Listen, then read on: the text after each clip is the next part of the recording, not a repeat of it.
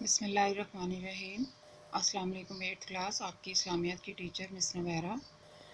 मैं आपको सूरह अनफाल के रुकू नंबर 1 यानी आयात नंबर 1 ता 10 की वजाहत करूँगी। सबसे पहले मैं थोड़ा सा सूरह अनफाल का आपको तारुफ बता दूँ कि सूरह अनफाल जो है वो एक मदनी सूरत है और इसके 10 रुकू हैं और 75 इसकी आयात हैं। ठीक है, ये 9वें पारे से शुरू होकर 10वें पारे पे ख़त्म हो जाती है। ये ग़ज़वा बदर यानी कि इस्लाम और कुफर की पहली जंग थी। जंग बदर तारीख़ इस्लाम में वो वाहिद जंग है जिसमें कि मुसलमानों की तादाद सिर्फ 313 थी और काफ़र इनसे ज़्यादा थे तादाद में।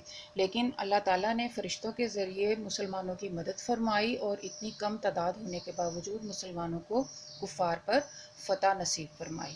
तो अब मैं आपको इसके रुकू नंबर 1 की जो है वो वजाहत कर देती हूँ। इनफाल का मतलब होता है अल्लाह और उसके रसूल का माल। इस सूरत में माल गनीमत की तकसीम के बारे में फ़रमाया गया है कि जो माल गनीमत है वो अल्लाह और इसके रसूल का माल है। तो मुसलमानों का ये फ़र्ज़ है कि वो अल्लाह और इसके रसूल का हुक्म माने। इस लड़ाई में मुसलमान नौजवान आगे बढ़ कर हमले कर रहे थे और कुछ सहाबा इकराम हजूर पाक सल्लल्लाहु अलैहि वसल्लम की हिफाजत पर मामूर थे। हजूर पाक सल्लल्लाहु अलैहि वसल्लम अपने नौजवानों का हौसला बढ़ा रहे थे।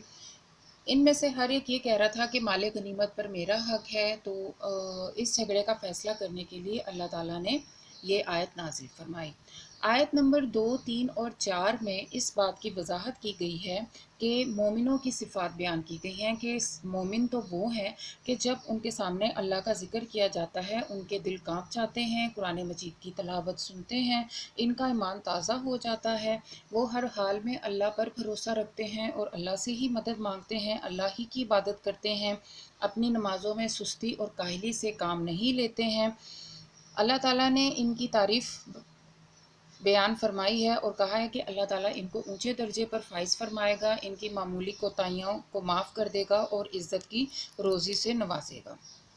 ठीक है, इस रुकू नंबर 1 में बेसिकली हिजरत के दूसरे साल जब कुरैश के सरदारों ने मक्के पर हमला किया तो इस ज़माने में एक तजारती काफ़िला शाम से मक्का की तरफ मदीने के रास्ते जा रहा था। नबी पाक सल्लल्लाहु अलैहि वसल्लम को वही के ज़रिए मालूम हो गया कि एक ग्रोह मक्का और दूसरा शाम से आ रहा है। आप सल्लल्लाहु अलैहि वसल्लम ने मुसलमानों से फरमाया कि इन दोनों ग्रोहों में से किसी एक ग्रोह की जो जंग है वो मुसलमानों के साथ होगी। चूँकि मुसलमान बेसरोसमानी और कमज़ोरी की हालत में थे, लेकिन अल्लाह और इसके रसूल का फ़ैसला ये था कि कुफ़ार के साथ जंग की जाए। सो नतीजा ये निकला कि 313 मुसलमानों ने अपने से कई गुना बड़े लश्कर को शिकस्त दी। इन आयात में जो 9वीं 10वीं आयात मुबारका हैं, इनमें अल्लाह ताला ने मुसलमानों को इस ग़ज़वा बदर में फ़तह की खुशखबरी सुनाई गई।